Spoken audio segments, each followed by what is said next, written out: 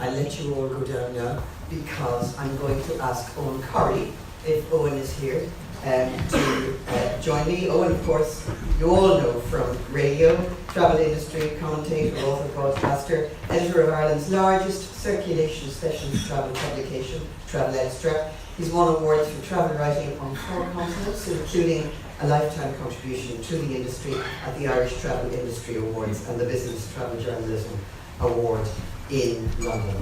Eoghan,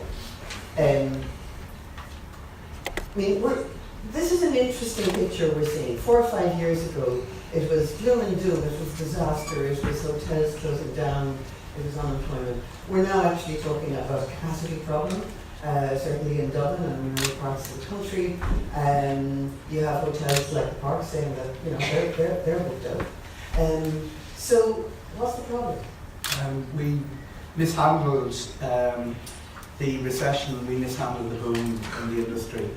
We came out of the recession with hoteliers crying about closing down capacity. Remember the Bacon report, all of that? We should all the time have been more outward-looking, more forward-looking, and keeping an eye, using what would you call it, the break in the visitor numbers that were flying through to ramp ourselves up for what was coming next, and going out and competing and building Irish tourism into competing at a higher level than where we are now. And that's where I'd like to see the industry going. So what are we not doing? What did we not do? I spend my time travelling to tourism conferences like this all over the world. I'm doing a lot, listening to the regionality, seasonality problem, the hotel capacity. And a lot of the places I go envy Ireland. They would love to be situated as we are. We have 4 of the 5 major outbound markets in the world for tourism are within reach of us, counting North America, which is now a short-haul flight, as we know from the 737s flying over there. We're beautifully positioned in terms of markets, and reality is that people go on holidays not because somewhere is beautiful or because the people are great or the food is great. They go there because of access, and we have pretty good access. We've got the biggest low-cost carrier in Europe based out of Ireland, but what's more significant is that we have 2 competing airlines on most of our routes. We actually have a situation in Dublin this year with competing low-cost airlines across the North Atlantic, which is quite unusual.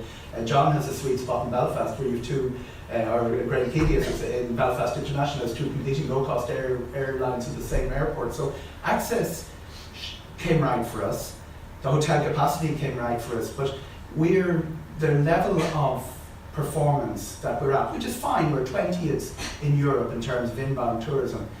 Let's take the blinkers off and say, where do we want to be? Do we want to be in the playoffs of the World Cup, or do we want to be actually at the finals? We want to be at the finals, but what are we not doing right? Infrastructure is a huge problem. By which you mean?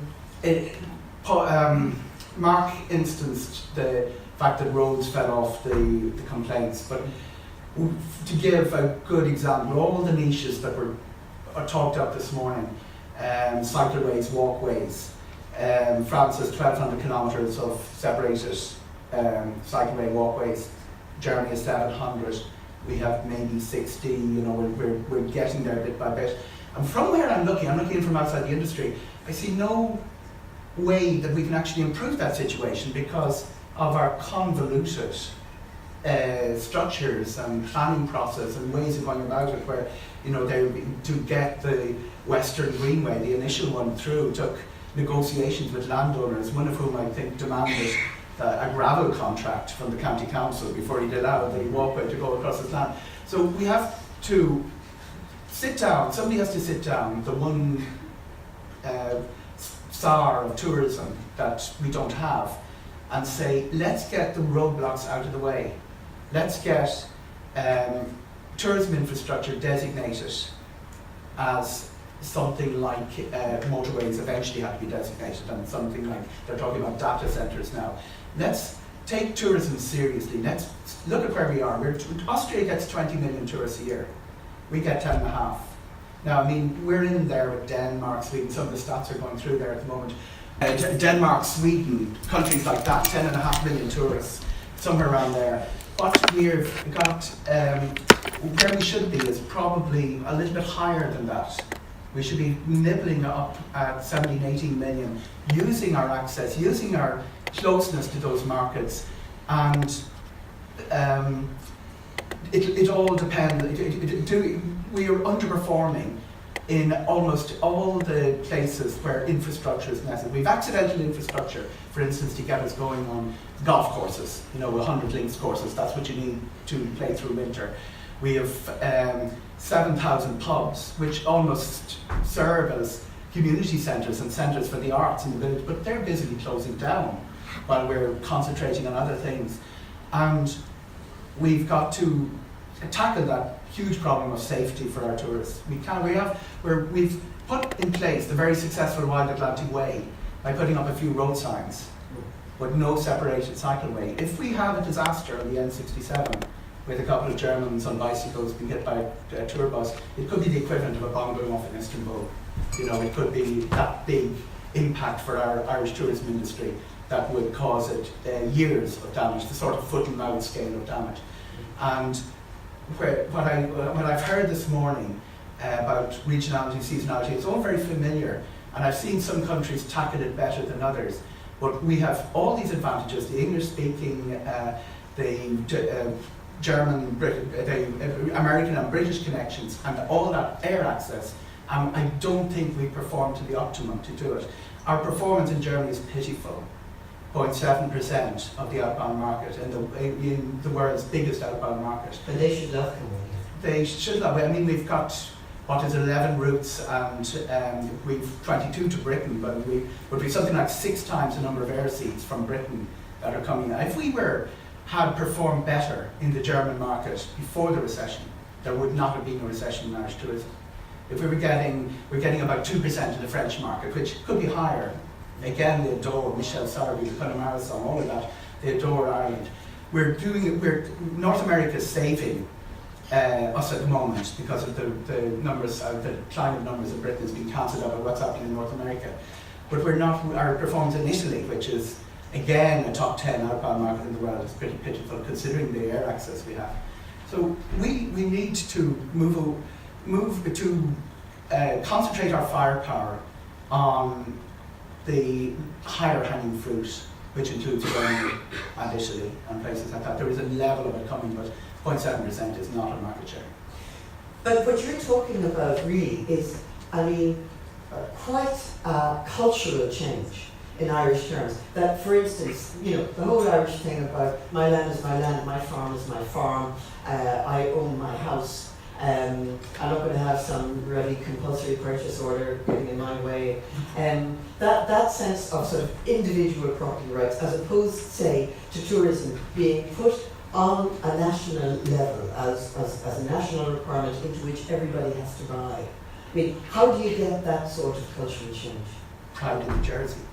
Yeah. Are we proud of our tourism? It's becoming quite common for when you're away with Irish people and somebody says, I'd like to go to Ireland. They say, oh no, you get ripped off there. We charge too much. We don't actually. Yeah. Iceland is 30% growth at the moment. There's a place that doesn't worry about charging too much. We don't have that pride in the Jersey in that tourism matters to us. And that's a debate which probably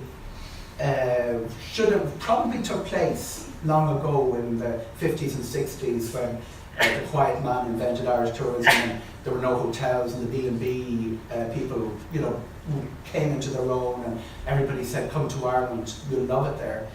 I think we lost that sense of conviction about it, and it runs through society, it runs through the landowners, it runs through the hoteliers, through trade unions, through everything, where if tourism is so important to us, all the obstacles will be pushed out of the way by our politicians, our county councillors, by everybody. If it really matters, in food tourism, we're real cows in the field, but we're underperforming, which very few countries have. On the way to the restaurant, you can see the steak eating grass, but we're underperforming massively because the great culinary experiences and the cookery programs are going to France and Italy using Irish ingredients to cook their promote. We're not in the top 50 restaurants in the world. There's all these little marketing things that you get. You don't actually get to the top 50 restaurants in the world by having a better restaurant. You do it by marketing and making sure you have the presence across. So they're all the things that we should be good at. We should be good at talking ourselves up. But I think there's a lot of circular talking ourselves up, telling us we're better than we actually are, and in the real marketplace we're not performing as well as we might. Take tourism initiatives like the Gathering. I remember initially hearing about this and thinking, really? But in fact it worked, and one of the reasons it worked was that communities got directly involved in issuing an invitation to people, particularly in the States, to come. And there were parties, and we can throw parties all over the country. A real buy-in all around. Now, in a way, that's partly what you're talking about, isn't it? A buy-in by communities. The Gathering, I'm not sure what it did with numbers, because it's quite interesting. It was hailed as a success, and these are the great numbers that came, and then the following year the numbers were even higher. I think there was some reputational damage in the begging bowl, which went out. But what you've put your finger on it, communities got involved. Everybody sat down at parish level, at tiny towns level, and said, what are we going to do about tourism? And some communities didn't even realise their tourist potential until that happened. It also got the local authorities involved. The only time we've ever seen local authorities get together on tourism was, it hadn't happened until then. So awakening people to their tourism potential was the great achievement of the Gathering. What happens next is what worries me. The ball was dropped. You know, they all melted away back and said, oh yeah, we have this great writer who was born here, but nothing was done to build on it. And that's when I come back to it.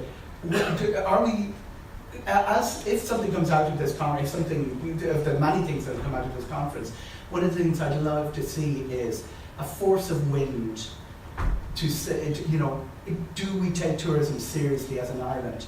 There's no doubting what it does for rural communities, enabling people to stay. We've heard a lot of that. Everybody in this room knows that backwards. But that debate hasn't been won, and we're in an era when debates about globalisation and all those things that we thought were good, we thought were won, we weren't even talking about them anymore, but it came back to haunt us.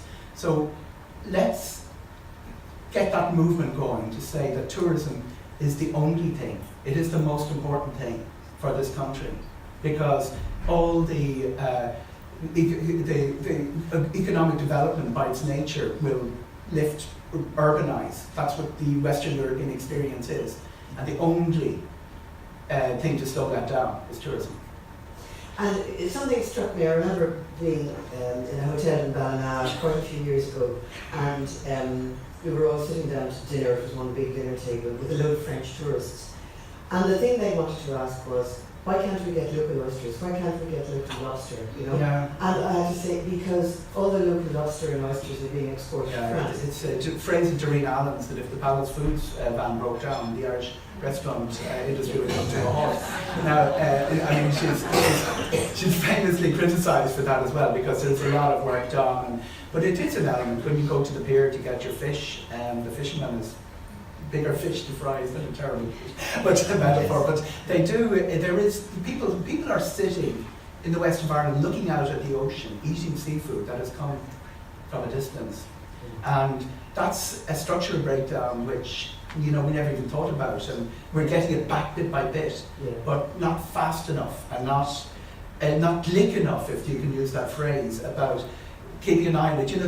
What we missed was, somewhere after Brendan O'Regan's generation, the visionaries that would take Irish tourism, deliver it, and bring the stakeholders, because at some stage we lost the stakeholders. We lost a lot of people saying tourism is for those people up in Dublin, giving grants for spas. Or you got people, particularly during the boom, who became too posh for tourism, who didn't want to run big bed and breakfasts, for instance. That can be overstated as well. You see, across the world, rich countries and poor countries will all embrace tourism at its different levels. That there is a thing that the service industry doesn't have local people or whatever. There were all these complaints, but it's not. That's a shared problem. It's not that insurmountable. even the training problem that we heard about is not insurmountable. I think a bigger problem is how seriously we take tourism, and as the stakes get higher, because the standards increase by the day, the new hotels that are opening, all of that, we're in danger of being left behind. For instance, what are we doing at the very high end? Where are we bringing the Queen of Spain, is Michael Vaughan's phrase. We have a couple of almost vanity hotels, Ladere and Alifin and Ashford, with huge money invested in it, which probably will never be made back. We need a structure to our industry that has that huge investment in a hotel like Ladere will actually make financial sense and not just be a project to bring the Ryder Cup back to Ireland or something like that.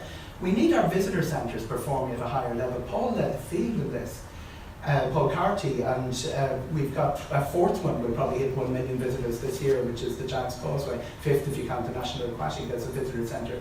But the way these things work internationally is people look at a country with 10 visitor centres of 1 million each. And we're not at that level because we didn't, the big visitor centre that takes a lot of investment from private and public support, they weren't being built. Yeah. Since the Clissamara and since the Titanic, nothing's been. And that perhaps having put money into something like the Cliffs of Moher and the interpretive centre there and whatever, we didn't do enough to anchor the visitors who were coming in that area. For instance, by developing what you're talking about, walking trails along that coastline, cycling trails, that wasn't done. So you're getting your paddy wagon groups coming down from Dublin and going back 3 hours later. The answer is cluster, and that's how tourism works around the world. And you do have your Ivy Caves and your Benratis. The Cliffs is not actually the worst served, but there are parts of the country with very little signature attraction followed by 4 or 5 months around it. That sort of strategic. Mark was talking about the marketing budget, which is really mirrored by the big problem with infrastructural bricks and mortar budgets for tourism. The Office of Public Works budget, even to maintain the sites that are open, all of them have been eroded, and there hasn't been a voice to say, oh, it's a bad place to take your money from, because we don't have that pride in the jersey, that tourism at the heart of our culture, which is odd because our reputation was as a welcoming people, and around the world hospitality industry, Irish people are welcomed in because of their national reputation. Does it go back sometime to that sense of ownership? It often strikes me in Ireland, particularly when I see areas where there's litter, and public areas in particular, like people who would keep their homes wonderfully clean. We quite happily empty the car ashtray into the public space. Do you think it has anything to do with sort of a post-colonial thing that we still don't own the country? It's a very interesting one, because I think our litter problem was worse in the past. It's quite interesting. You go to Vietnam, for instance, in a beautiful, beautiful country, and there's litter everywhere because of exactly what you're talking about. People don't think it through. Whereas I'm sure it's something that evolved. We're better at it than we were, and I think that Western Europe has set standards that Asia and Africa and places like that wouldn't really take seriously. There is developing countries generally have a problem with people just abandoning plastic bags and not thinking it through, and thinking of the tourists is one way of addressing that. The whole Tidy Towns movement, which is quite a sight to behold, has been a great way of addressing it. It has. And Brendan Griffin, just to call you in here if I may, the point that Eoghan is making overall is about us being serious in terms of addressing some of the infrastructural problems, the hold-ups in planning, the endless, legislative or rather legal routes that people can go. Has that been taken on board, and what's being done in terms of making it easier to develop walks that we go through farmers' lands, of making sure that tourism infrastructure is allowed to go ahead without too much delay? Are there plans to prioritise tourism infrastructure? Yeah, and this whole area is, I suppose, got a lot of attention in recent days in relation to the overall Apple issue, you know, in terms of industry. But I'm scheduled to go to Galway next Monday week now to discuss the, you know, the hold-ups there and the issues surrounding the development of the Galway Clifton Greenway, and meeting a number of groups from both sides of the argument. You know, we need a more streamlined approach. Certainly, we've seen it here in Kerry, trying to develop the old Farnford to Valentia Harbour railway, which closed in 1960. That section from Glimby to Carsabeen and from Carsabeen to Renard Point has been on the cards for a long, long time now, but again it's held up, and we're looking at possible CPO. And we have similar issues with, you know, Kilmore and the Stole, Trinity Phoenix, fantastic opportunities for sustainable tourism into the future, but taking far too long to get through the planning process. And is there any constitutional reason for that? I mean, is it? I mean, obviously embedded in the Constitution, you have people's own individual property rights, which I don't think anyone in this room is proposing that you would undermine or take away. And perhaps there is an issue of Mayfainism in certain cases as well, that the overall bigger picture was being spoken, referred to there, isn't always the priority of every individual. But you know, we have seen examples as well where, you know, the Great Southern Trail from the Limerick border at Kilmorna right up to Rathkeil has been developed, and where there are, you know, the efforts now to move that even further up into the Midlands. Westport Achill, whereas there were problems certainly in 2010, Newport Mulroney got developed. I cycled at that time, it was very quiet, not many people heard about it. Went back 3 years later, and that evening I wrote a blog actually called Why Greenway Should Be Called Goldways, because of the huge amount of economic activity associated with it. You know, everything from the bike hire to the taxi hire to the little cafes along the line, not facing the main road but facing the Greenway, and all of the other stuff as well. And that's an example where issues and challenges were overcome. Now I know there are still ongoing problems, and it's, you know, one of the issues that people are trying to avoid is where you have permissive access, you don't have that certainty, and you don't have long-term certainty for your product and for your investment. So, you know, I understand as well why there is a mentality that if you're going to do it right. But I think that's where a massive amount of potential for future lies. Certainly along the wide Atlantic Way, I think there's huge scope for walking and cycling along with the driving route. In parallel to that, I think there's a massive opportunity for us from Kinsale East to Dublin for that coastal route to be developed, to link up with the Causeway coastal route in the north, up to Mallinhead. We have a huge coastline that gives us a massive opportunity. But we are also, bear in mind, we are also coming out of a situation where we had, you know, a huge economic crisis. We're not in a position where we have the type of capital and the type of current expenditure that we would like to have. We're getting there, we're going the right direction. Look, as the Minister with special responsibility for tourism, I'd love to have a huge capital budget, and I'd love to have extra current expenditure for tourism. We take all those returned water charges and shove them into tourism. You know, I mean, thankfully we're in a situation where we are not negatively adjusting budgets anymore, but it took a lot of hard work to get out of that situation. Just the other thing I would say is that... Just hold on a second. Owen, I mean, you're the one who raised the infrastructural problems, the planning delays, whatever. There's one of the men who has to make the decision. What's the first thing you tell him to do tomorrow morning? We would you bring the same accelerated status to vital tourism projects, which include the walkways that we have to motorways, and we have that we're not talking about as a result of the Apple shenanigans to data centres. Prioritise tourism, send the message out, make no apologies, say this is the most important industry for rural Ireland. Yeah, that would be my view as well. And I mean, I think, you know, it's not quite as simple as just as doing that, but certainly that needs to be the vision, that needs to be the goal.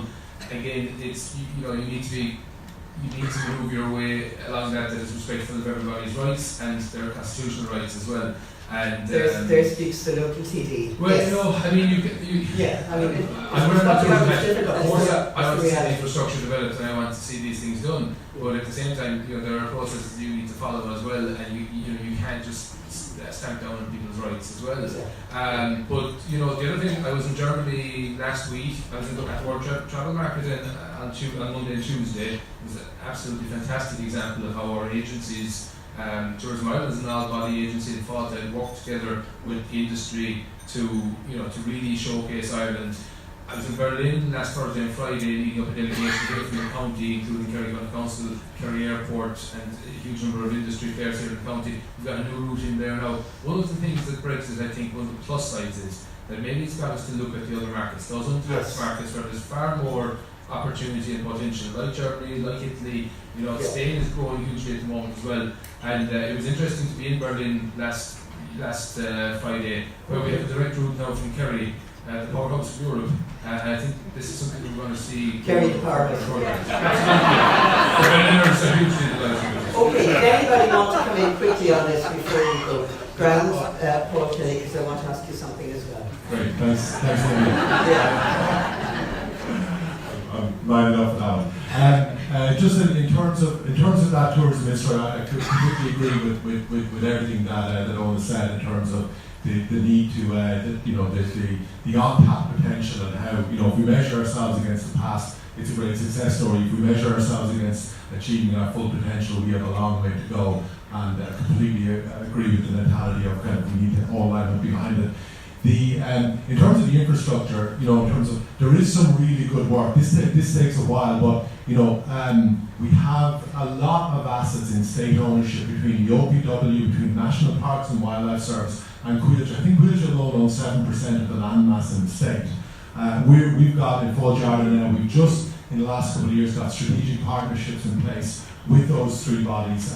We're also working on Waterways Ireland, etc. So there's a lot of land, plus all of the assets that the local authorities own. So there's an awful lot of untapped potential without that can be accessed without kind of getting into those kind of property rights and something, because we do need to still get into those, absolutely, and we need to solve those. But there's an awful lot of work that is ongoing. It does take a while to come to fruition. Those capital budgets have only really begun to be unleashed in the last couple of years. It takes us a number of years, but there's a lot of stuff in development through those state-owned assets. Well, just to accelerate that. Just a quick one to you before I go, the two people who want to come in there. We were talking earlier about skills and manpower, and the point was being made both by Michael Vaughan and by Adrian Cummins from the Restaurant Society, that we need an overarching body who will take responsibility for overall training in the hospitality sector, and they're both talking about Future Ireland, which in fact, even in it's the legislation that sets it up, could so do. Are you ready to do it? No. I'll stand up for this one. I've said this on a number of occasions, and I'll say it again. I've worked in every industry, from financial services to premium drinks to fast-moving consumer goods to healthcare, to a range of industries. And in none of them, and I was involved in training and recruitment in all of them, and in none of them was there a sense of, we need the state to train our people for us. We need the state to recruit our people for us. And I think it's the same. Industry needs to take full responsibility in terms of that. And so we have an educational infrastructure and institutions with our institutions of technology, our universities, the ETB, etc. We've got training institutes. We've got industry that need people fall to. We're absolutely committed to playing a key role in terms of advocating for industry, facilitating what needs to be done. The kind of work that's happening in the culinary apprenticeships is, and I know that's still in its early stages, and like anything in its early stages, it's not about its humps and bumps. But in terms of but it is about all partners. It isn't as simple as kind of going, okay, there's one people, let's just hive it all off to them, and that'll sort it. So it is about all the parties working together in a collaborative way and in a joined-up way. And I think kind of the work of the Skills and Oversight Group, that was originally set up, I think that's the right kind of collaborative forum that needs to be done. We will play our part in that, absolutely. But it's got to need everyone with skin in the game involved. Thank you, Paul, because that's a straight answer. I love giving a straight answer. So we're just going to take two quick comments before we break for lunch. There's been two hands up there. Yes. Very, very quickly, Jim Flannery is my name. I'd say to Paul, you are the National Tourism Development Authority. Can I make a suggestion? drop the name Fáilte Ireland. The country is confused. Is Fáilte Ireland Tourism Ireland? What is it? Was it about Fáilte? Is it about Fáilte? Go to the name that puts you in equal standing with the National Roads Authority. Take the name Tourism Authority. Great. Okay. Second suggestion from here.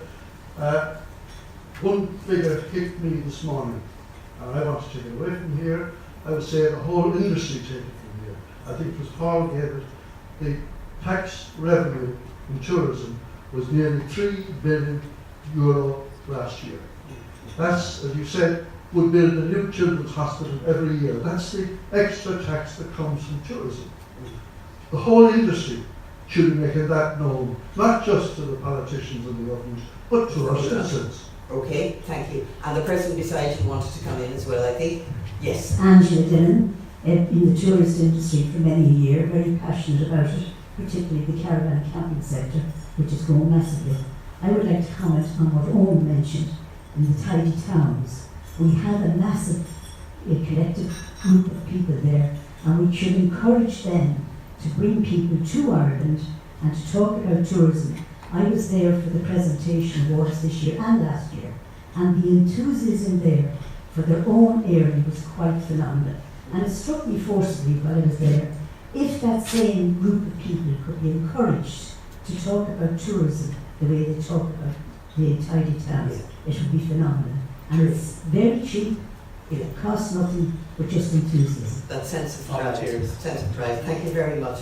Listen, we're going to let you all go to your lunch now. Thank you very much to Eoghan and everybody who took part this morning, and we'd like you back at